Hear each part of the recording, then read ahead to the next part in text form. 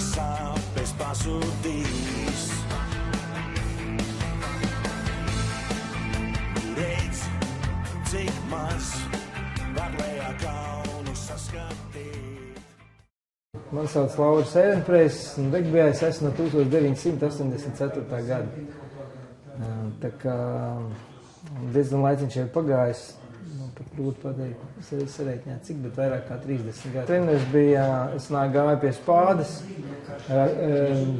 Rīgas vagonrūpnīcā, bet man bija tāds Aivars Lapsiņš arī piedalījās kā jaunatnes treneris. Es no sākuma biju jaunatnes komandā, vidējos jauniešos. Agrāk bija tāda sistēma, ka bija jāspēlē. Kādai no pieaugušo komandai apakšā bija jābūt 3 kārtām ar jauniešu komandām obligāti.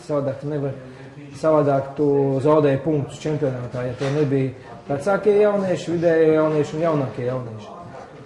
Tad es biju pie vidējiem jauniešiem, tad ātri pārgāju pie vecākiem jauniešiem un arī dabūju spēlēt arī pie pieaugušo komandas. Tā ir norūdījos vēl līdz armijai.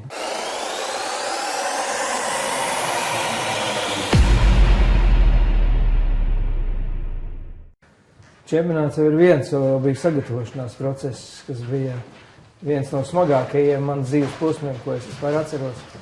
Ne tikai fiziski, bet arī garīgi smags tas bija, jo konkurence bija liela. Tas bija 93. gads, un tad mēs tikko bijām ieguvuši kā Latvija, kā neatkarīgi. Mēs neviens nebijām bijuši nekur daudz ārzemēs.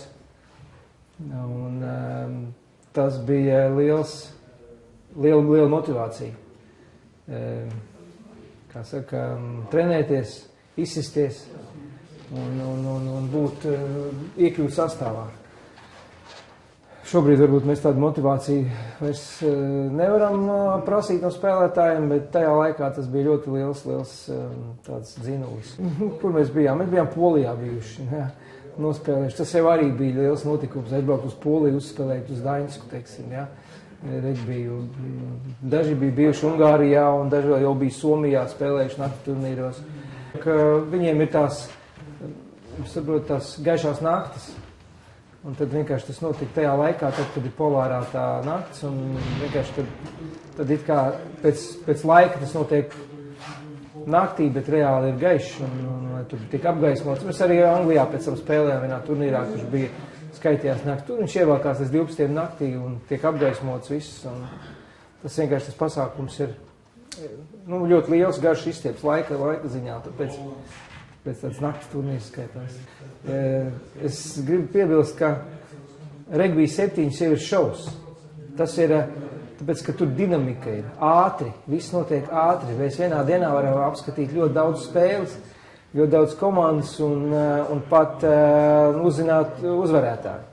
Jo viena spēle notiek vismaz 15 minūšu laikā. Ja tas vēl paralēli turnīram ir vairāki laukumi, tad notiek vairākas spēles vienlaicīgi.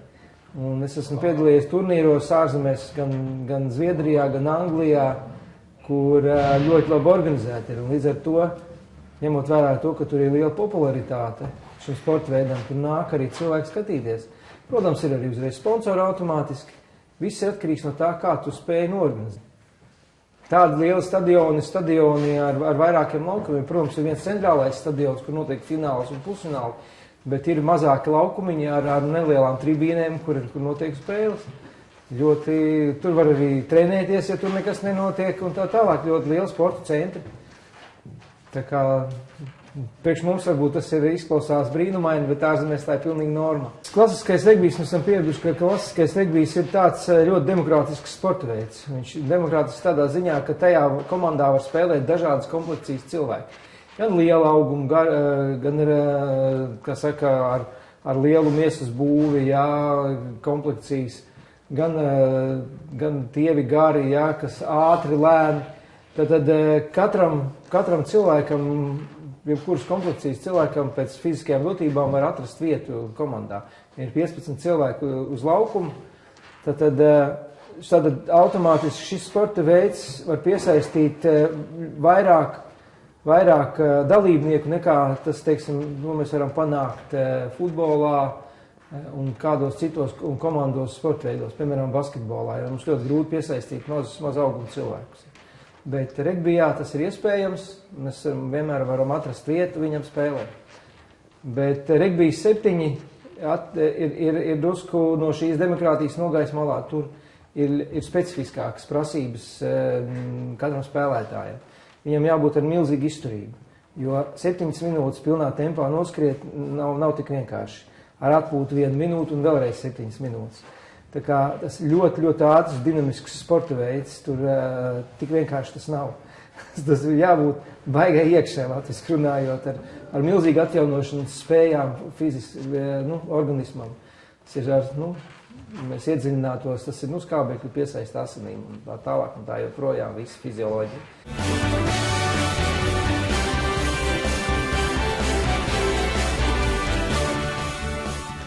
Pirmkārt, mums ir ļoti zems cilvēku resursus, demogrāfijas likte. Pirmkārt. Otrkārt, mēs neesam daudz strādājuši, lai piesaistītu un popularizētu sporta veidu.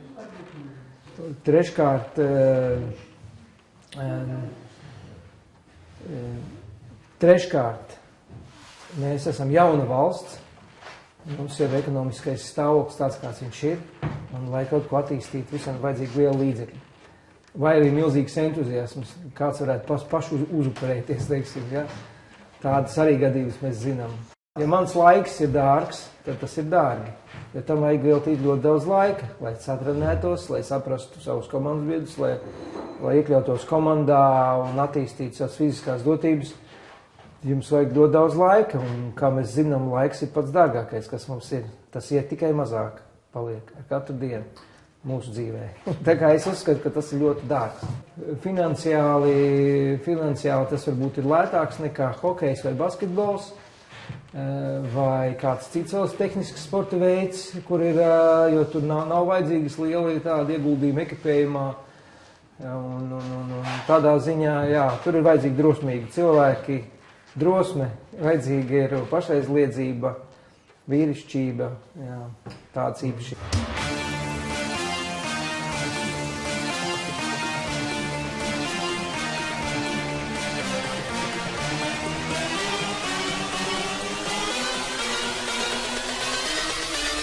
Mēs bijām padomju sistēmas produkti.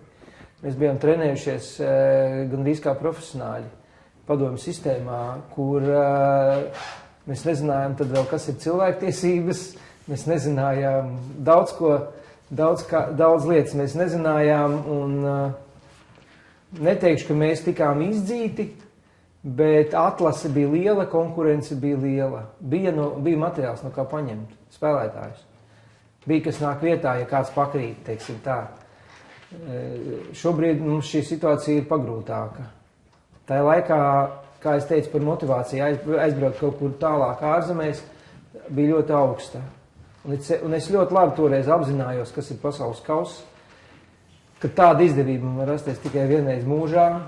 No vienas puses man bija vienkāršāk, man nebija ģimenes vēl tad.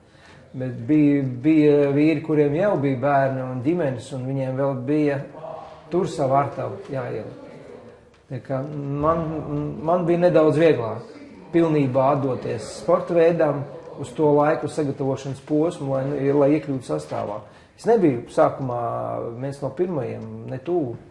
Es biju 2. desmitniekā, 10 brauca, bet es biju 2. desmitniekā. Mums bija ļoti daudz kandidātu, kā 20 cilvēki, nemaldos, vai 30. Uzsākām to gājienu, lai iekļūtu tajā desmitniekā. Tur bija, kā es jau minēju, psiholoģiski un fiziski ļoti grūti iziet tos posmu.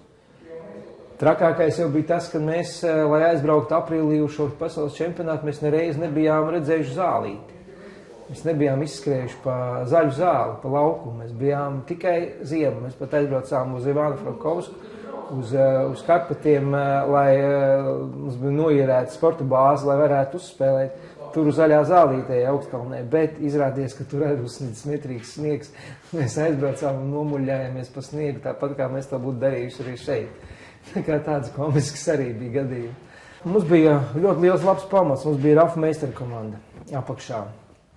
Rafa Meisteru komandā, kā jau minēju, bija spēcīga konkurence un atlase. Tad mums bija iekšā pamats, mums bija 2 reizes dienā treniņi. Mums bija katru dienu, mēs gājām, mums bija vienīga trešdiena bija rīts brīvs un sestdienas mums bija brīvs. Visu laiku mums bija svētdienas no rīta, vienmēr bija treniņu spēles. Es nezinu, kurš tagad šobrīd varētu tā atļauties, 2 reizes dienā no rīta iet uz sporta zāli, kaut kāds fiziskais treniņš, vakarā bija spēļu treniņš, tāds ar izskriešanos, diezgan smags tas process bija. Un tā kā tad mēs bijām, var teikt, profesionāļi, mēs skaitījām visi sporta instruktori, Rafā, jo kodols nāca no Rafa meistara komandas. Vai arī bija vairākas komandas, ārpus Rīgas nebija komanda vēl. Izņemot Jelgavu, protams, kas skaitījās Rafa Jelgava, mēs bijām. Mēs skaitījām Rafa Jelgava, Bet tad tas padomju rūdījums ieliktais. Šobrīd, ja mēs domājam tādās kategorijās par demografiju, šobrīd aizbraukuši no Latvijas, jūs zināt, apmēram ir 300,000, tā vidēji, projām aizbraukuši jau diezgan spējīgi cilvēki, ne jau Nīkuļi jau nevar aizbraukt, Nīkuļi paliek, kā saka, viena daļa, Es neuzskatu sevi pa Nīkuļi, es esmu palicis, bet mēs varam šo situāciju, kad, ir ļoti milzīgi daudz faktoru, kādēļ šodien nav tas, kas bija toreiz. Es ļoti gribētu atrast tos iemeslus, un šobrīd es esmu Rēgbija federācijas valdē, un es meklēju tos iemeslus, lai iegūtu atbildes un rīkotos pareizi.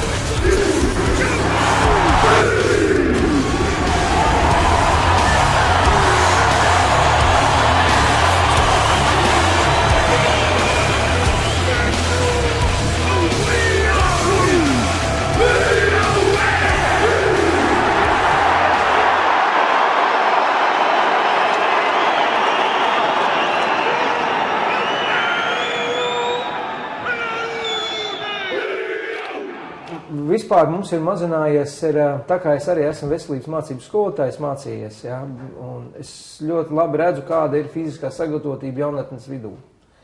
Viņi ir nenormāli kritusies. Mēs esam palikuši, ja neteiktu, vairāk tīzlāki esam palikuši. Ja mēs runājam par, ir arī, protams, atkarības ļoti daudz nākuši mums pāri.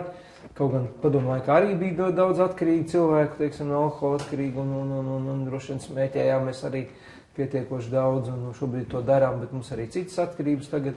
Bet viens, ko es saku, mēs vairs nestrādājam tik daudz fiziski, kā mēs to darījām agrāk. Mēs sadzīvē esam kļuvuši vājāki. Mums vairs nav tik daudz fiziskas darba, mūsu vietā daudz ko izdara mašīnas. Līdz ar to mēs lēnām krītamies savā fiziskajā attīstībā. To es labi redzu jaunatnē, kura tagad, lai jūs ieiet skolā un jūs varat varbūt no klases vienu cilvēku dabūt ārā, kas ir spējīgs piedalīties pietiekoši augstu līmeņu sporta sacensībā. Es dzīvoju kopā vienā rajonā ar savu komandas biedru Slaveku Snitkovu. Tad mēs atļāvāmies piekdienu pēc treniņa aiziet uz nakts klubu, vai kaut kā tā, mēs tad atrāvāmies, kā saka, piekdienu vakarā, lai sestdien izgulētos, tikt uz kājām, lai nebūtu paģiru sindromu. Un svētdien jau varētu sākt iet uz sportu spēli, uz treniņu spēli. Tur bija diezgan viegls tas svētdienas treniņš tāds. Treniņš spēle tas ir tādā, bet, lai varētu saprast laukumu, tā, bet faktiski bija ļoti smagi. Protams, mēs braucām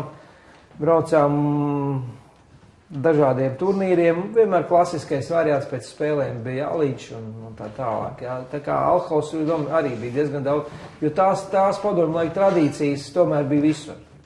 Tas nebija nekas nosodāms, nekas, šobrīd mēs esam vairāk, mēs esam šajā ziņā esam daudz kārtīgāk palikuši. Joks, cik ilgi tu vari izturēt, jo tas nozog tavu sportistu mūžu, laiku, jo tu vari tur izvilkt, varu 2-3 gadus, vari 13 gadus, jā. Tā kā, tu kā sadedz kā zvaigzne, kā saka, jā, tu vari izšaut savu pūli, bet ilgi nevar izturēt tādā veidā, jo tas noņem enerģijas lādiņu drausmīgi nost.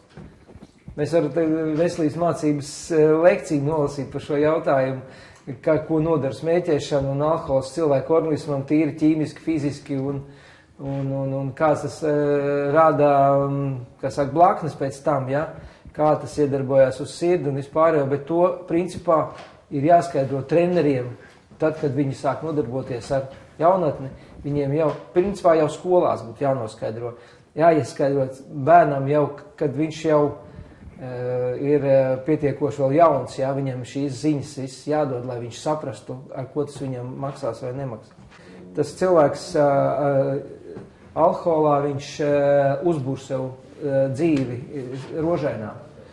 Tās ir problēmas, no kuriem cilvēki nemāk tikt ārā. Viņi neredz atrisinājumu, neredz, kā sev pilnveidot. Ir cilvēki, kas ir ar ļoti augstu motivāciju, kaut kādu harizmu, un ja viņi nespēja šo savus mērķus sasniegt un sevi pilnveidot, viņiem ļoti vienmēr atrodās kāds, kas viņiem ielēj, un viņš sajūtās tajā mirklī daudz labāk.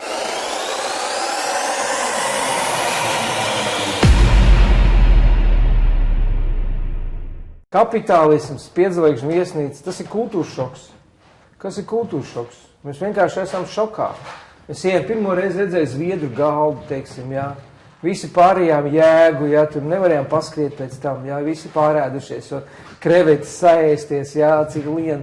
Tas jau nav vienkārši, jā, vai kaut kādas augļus tādas, kurus mēs neredzējām tikai uz bildītēm, jā. Tādas sarīties.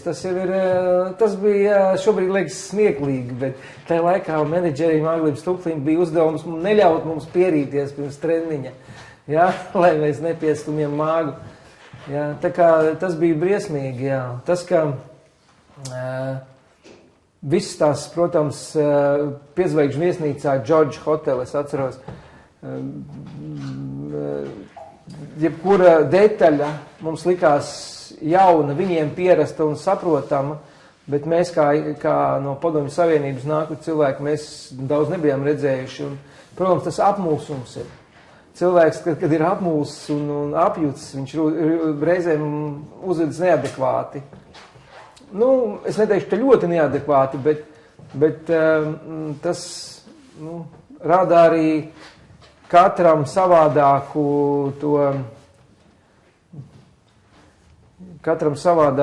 tādu, attieksmi pret visu pārējo. Man bija tāda sajūta, ka visi jau bija laimīgi jau tāpat, ka viņi tur nonākuši.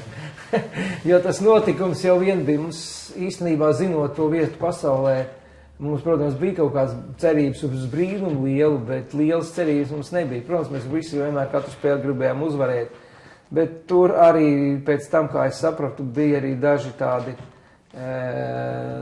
teiksim tā, organizatoriski feileri, ja, ko mēs, protams, visi pēc tam tikai sapratām, mēs neviens to nezinājām.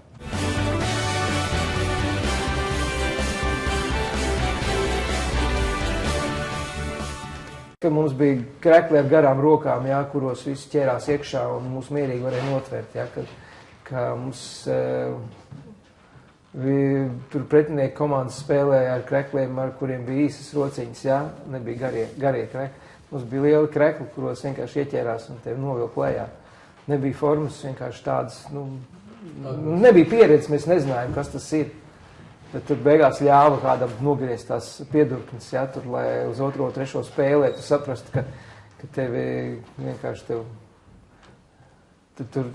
bija arī, teiksim, pretinieki Fidži un visi viņi spēlē, viņi bija tādi ievaskojušies bija, un viņi tā kā, viņi slīdeni bija tā kā zuši, ja, tur likās, ka viņas nevar paņemt ciet, ja, mēs to visu nezinājām, tur bija, tāpēc, ka lielajam sportam ir simtiem nianšu, kurus tu zini tikai tad, ja tu paciņām esi izmalies uz caurs. Neviens varbūt būtu bijis labs kāds padomdevējs pirms tam, kāds ļoti augsts profesionāls, kas mums to visu būtu iestāstījis, jā, un izsīts cauri, lai tā notika. Mēs visi taču bijām no viena materiāla taisīti. Mēs visi bijām. Iedomājieties, mēs aizbraucam uz turienu, un mums bukletiņos rakstīts, ka mums ir 6 komandas tikai Latvijā. Kad viņiem ir 6000 komandu. Jā. Viņi neticēja, domās, ka tā ir drupas kļūda. Ja mēs esam atbraukuši uz pasaules kausa fināla turnīru ar esošām 6 komandām valstī. Tas ir pilnīgi neiespējami, tas ir mūrgs vienkārši. Viņi tādo uztvēra, tas ir vienkārši kļūda, tā ir neticama. Tā arī bija taisnība, bet viņiem, es jums saku, Francijā, Anglijā, Īrijā, Velsā, visās citās pasaules valstīs, kur spēlē regbi, kur ir attīstīts regbijs, ir simtiem, tūkstošiem komandu, no kuriem viņi izvēlas uz spēlētājs izlasēm, un viņiem ir tās tradīcijas un zinības, un viss jau ir gadiem, viņi to visu ir iznovuši cauri, tā kā viņiem nebija grūtība organizatoriskajā darbā un citu.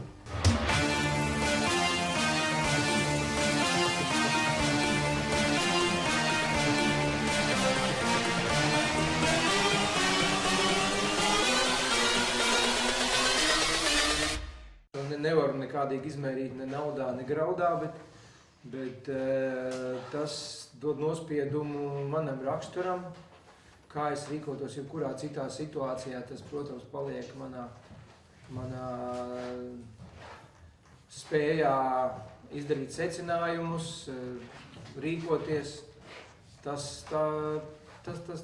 viennozīmīgi. Otrkārt, līdz ar to man bija daudz labas iespējas, kā saka, sev pierādīt tur. Īpaši nekur neizgāzos, diezgan labi nospēlēju, cik es atceros. Tad arī nākošie visi turnīri, kur mēs braucām pa pasauli apkārt. Jā, tas man bija kā milzīgs bonus, kā ceļa biļeti jau uz visiem nākošiem pasākumiem. Kā es esmu pateicīgs regbijam par to, ka es esmu bijis ļoti daudzās pasaules valstīs. Ja.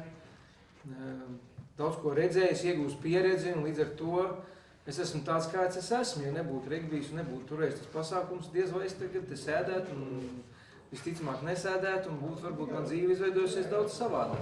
Tā kā es atbraucu ar velosipēdu, man bija doma, ja būtu braucis ar mašīnu, es būtu uzvilcis savu žaketi, tur šlips un kreklu, jā, bet es atvainojos, šodien izdomāju braukt ar riteni. Un tā kā, jā, uz visiem oficiāliem pasākumiem regbija pasaulē elitē cenšas nākt ļoti saucamā dreskodā, ja, ar uzvalkos, šlipsēs, kreklos, vienādās biksēs, ja, ievērot to stāju, kāda ir regbijam. Tas tomēr skaitās nedaudz tā kā viņi paši sevi droši vien tur nedaudz augstāk kā futbolistus, ja, šajā ziņā, jo tās tradīcijas ir izveidojušās daudz savādākas. Jo, cik es atceros un esmu sapratis, tad regbiju sāka spēlēt augstskolās, kur gāja turīgi ģimeņu atvases, mācījās, un sāka tur spēlēt. Tieši tādēļ, ka arī regbijs bija līmeni augstāks, viņš bija elitis, viņš bija augstzimuši tādu ļoti gudru, izglītotu cilvēku sporta veids. Tas sākās no augstskolām, jo viens no iemesliem bija kāds toreiz augstskolu pasniedzēji saprat, ka jauniem cilvēkiem vajadzīgs ir izkustēties starp zinību iegūšanas reizēm, jo viņi ir agresīvi, viņi ir jaunieši, viņiem vajag izplosīties, viņiem vajag izskrieties. Un tad viņiem šī iespēja radās. Starpbrīžos spēlējot futbolu, es saprotu, bija paņemt futbolu bumbu rokās, un viņi sāka viņu stiept un izdomāja savus noteikumus apmēram tā. Un tas arī veicināja, kā saka, viņi tik ārā cīnījās ar savu adrenalīnu. Regbijas pilsētā. Mēs tur bijām kaut kad vienā turnīrā, braucām cauri, man liekas, Regbijas pilsētā. Regbija.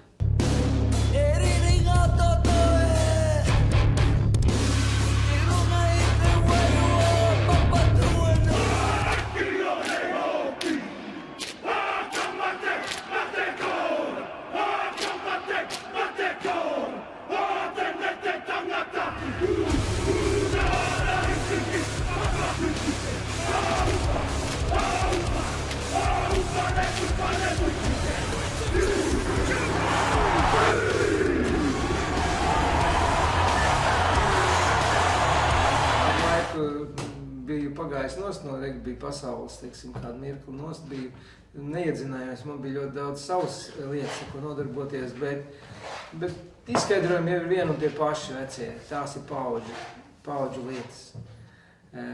Ir kaut kādas iesākti darbi, kurus negrib nodot citam, grib katrs pats pabeigt. Liekas, ka vienmēr ir tēvs, vectēvs, kurš saka, es šo lietu izdarīšu savādāk, vienmēr jauniem uzsit pa nagiem.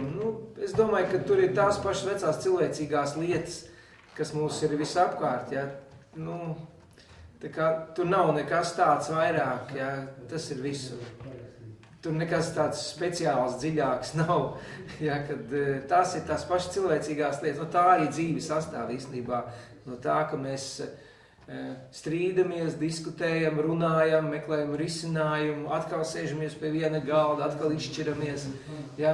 Tas arī veido to interesanto dzīves, to garšu. Ja? Ja tā nebūtu, mums būtu šausmīgi garlaicīgi īstenībā.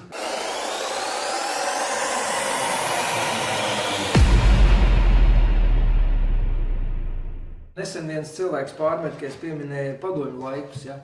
Viens cilvēks, kurš bija tāds, teiksim, ar krieviskām saknēm, un viņš man pārmet, kā tu tā vari teikt, ka tu nedrīksti tā teikt, ka padomju laikā ir bijis tur kaut kas labs. Es saku, un es atvaļojos, mums ir jāpaņem no jebkuriem laikiem, mums jāpaņem ir tikai labais. Jo faktiski cilvēks evolūcija uz to pastāv, jo mēs ņemam visu laiku tikai labo klāt, tā mēs varam izaugt. Ja mēs atstāsim kā saka, sliktas tradīcijas, viņas jau neko, viņas jau tikai degradē, ja. Varbūt kādam liekas tas labs, varbūt liekas citam, kas slikts, ja. Man, protams, ir aizvainojums, ja kāds neuzklausa manu viedokli kādreiz, bet man ir jāsaprot, ka mans viedoklis jau nav vienīgais viedoklis. Katram mums ir savs viedoklis, tāpēc īstenībā ir milzīga māksla uzklausīt citus, un, teiksim, visos tajos sagatavošanas procesos un turnīros tu esi noguris.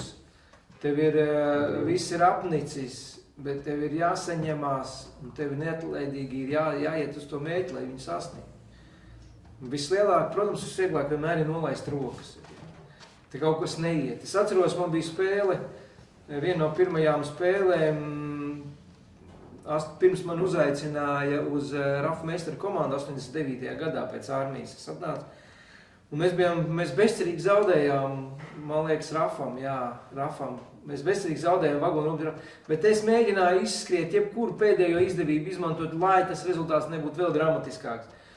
Un iespējams tādēļ man pēc tās spēles Uldis Vauters uzaicināja spēlēt, jo viņš redzēja, ka es vienkārši spēlēju līdz galam, vienalga, vai tur ir cik tur nulle, tu esi zaudējis vai cik tur, kad mums bija, nebija sastāvs, vai mēs pat bijām mazāk nekā visus, pieļaujam, mēs tur neatnāk dažreiz uz spēlēm visi, un tad tu dabūni spēlēt nevis 15, bet 13 cilvēki, kas automātiski liels kloķis, visiem pārējiem, pat maiņas tu nevari, kāds notraumējās, tad ir vēl mazāk. Diezgan smagi īstenībā.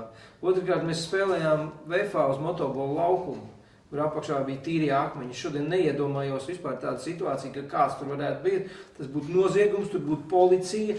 Es iedomājos, tas ir cilvēku tiesību pārkāpums, tur būtu vecāki klāt, iesaistīti, tiesības sargs, bērnu aizstāvi, ko tik mēs varam iedomāties, Tobrīd tās pilnīgi norma šķīta. Mēs ziemā spēlējām, uzrāvām celofānu maisiņus kājās, lai paliktu zeķis, nepaliktu uzreiz slapis, tur avīzes tinām, bučos iekšā, lai tu pits bija ledūs lapis, Mūsdienās kaut ko tādu vispār iedomāties grūti. Tagad bērniņš dabūna pa degunu pirmā treniņā, atrod nākošā dienā mamma tētis ir uz treneri, pie trenera jau drauda policiju, tur kas tik nenotiek, Es brīnos, kaut ko tādu agrāk es iedomāties nespēju, ka būs tās. Tā kā mums arī sabiedrības psiholoģija ir daudz mainījusies un viss pārējā iekārta ir mainījusies. Līdz ar to, ja mēs gribam augstu rezultātu, mums jāizvērtē visas šīs pagātnes lietas, jāuztais stratēģija, nākotnes stratēģija, ja? Un jāmēģina iet uz priekšu. Es nezinu, vai mēs aiziesim uz to priekšu, bet mums ir vismaz jāmēģina gudri tikt uz augšu, ja? Piesaistīt tos cilvēkus, jo faktiski cilvēks jau ir visu panākumu avots. Jo vairāk būs iesaistīti cilvēki, mammas, tēti, vectētiņi, vecās mammas, bērniņi, visiem būtu jābūt iesaistītiem tajā regbija domāšanā, tajā pasaulē. Viņiem visiem jānāk uz stadionu, jāskatās. Viņiem visiem jāsaprot noteikumi, lai viņi varētu sēdēt pie televizoru, ieslēgt televizoru, un viņš tur sēž pie televizoru, un viņš saprot, kas tur notiek. Tikai tā mēs varam popularitāti iegūt, ja? Jo vienkārši domājot, es teikšu tā, ka regbijam ir diezgan sarežģīti noteikumi. Galvenais ir tas, ka viņi mainās ar katru gadu. Katru gadu ir kaut kāda jauna nianse, ko viņi tur pamaina. Tad tur to nedrīkst, tad tur tā nedrīkst, tad tur šitas ir pamainījies. Es pat kādu laiku nebiju regbiju vērojis, un man pat jau bija, es nesaprotu, kāpēc tagad bija svilpe un kāpēc tagad ir tāds lēmums tam tiesnesim. Ja? Tā kā tur jādzīvo līdzi visai sabiedrībai, ja mēs gribam iesaistīt ļaudis.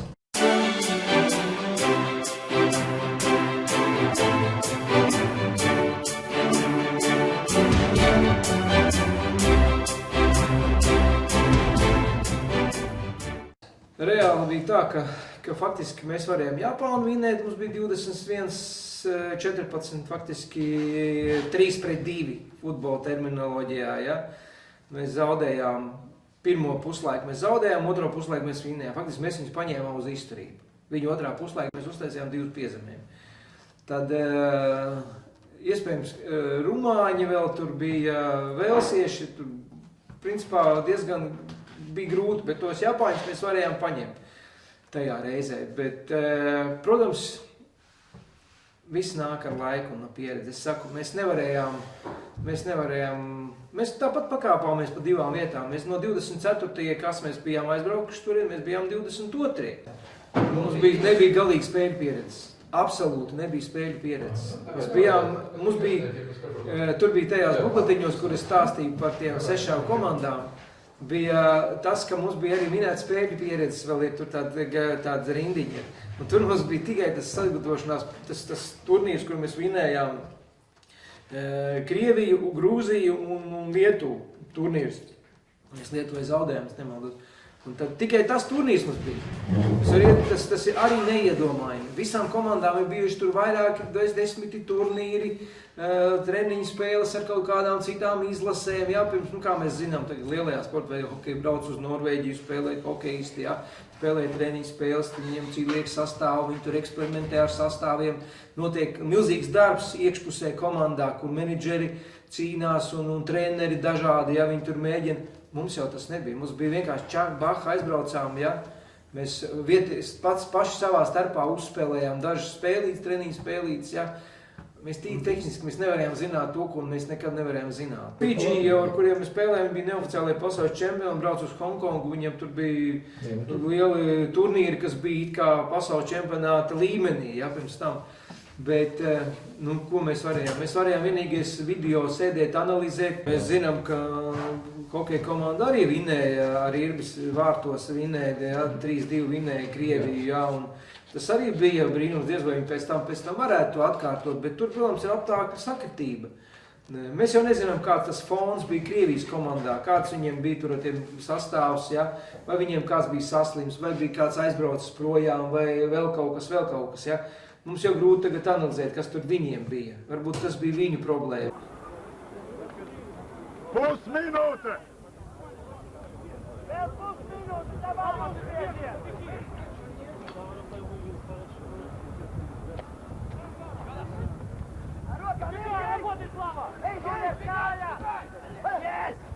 Aiziet! Virsū, nu! Aiziet, labi! Lieliski! Jā!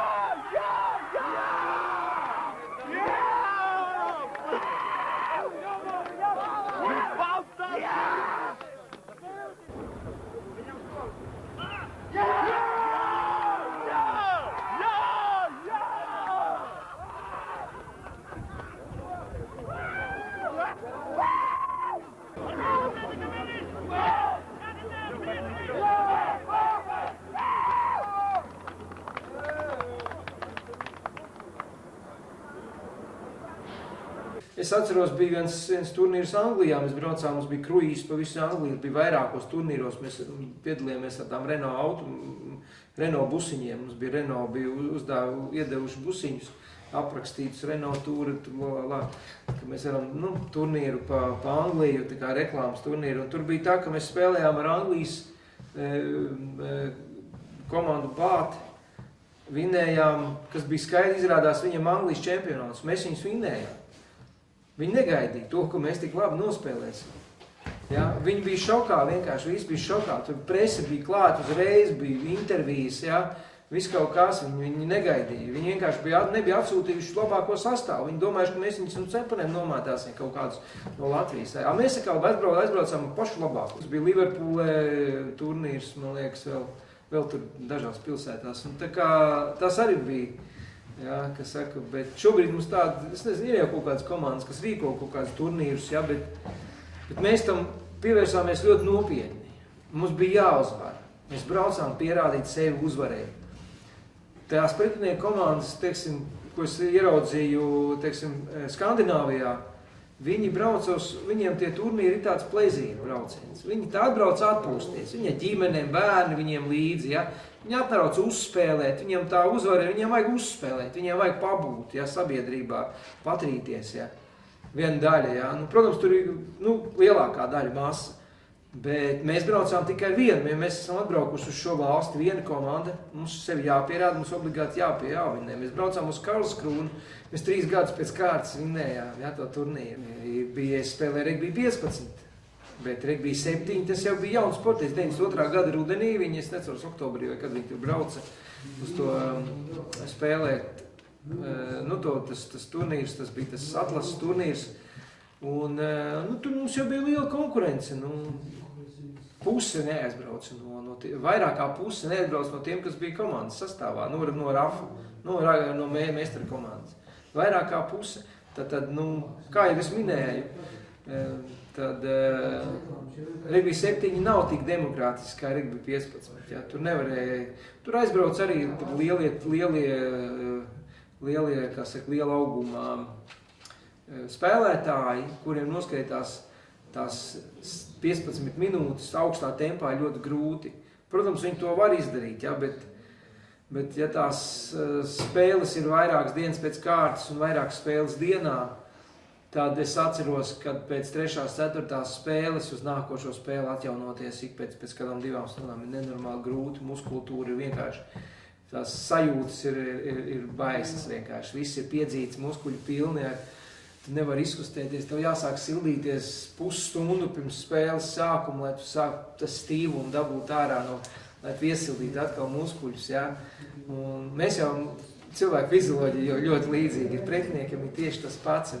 Tas ir vienkārši, kurš gudrāks ir, kurš ir izturīgāks, tas arī tajā spēlē pēc tam paņem virsū.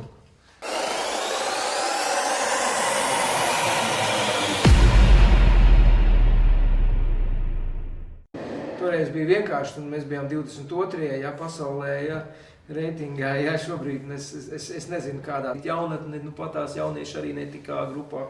Viņi neizcīnīja vietu, jā, 18, jā. Viss jau sākās no jauniešiem, no bērniem, jā. Un trakākais jau ir tas, ka es pats biju vienu brīdi Rugby treneris, trenēju jauniešus, ka skolas tieši beigas, kad viņiem ir eksāmeni, vasaras sākums, viņi šausmīgi daudz izaicinājumu dažādi.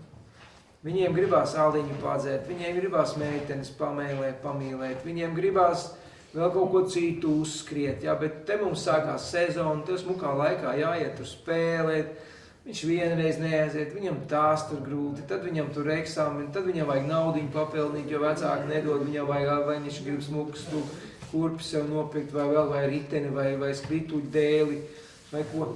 Katram ir šausmīgi daudz iemeslu, jā. Tas arī visas valsts ekonomiskajā situācija ir kāda, un tās prioritātes, kādas mēs esam izvirzījuši, ja. Tas ir kas, kuram svarīgi ir, ja. Un, ja mēs gribam rugby pacelt tādā kā reliģijas līmenī, ja, milzīgi jāieguldās. Ja.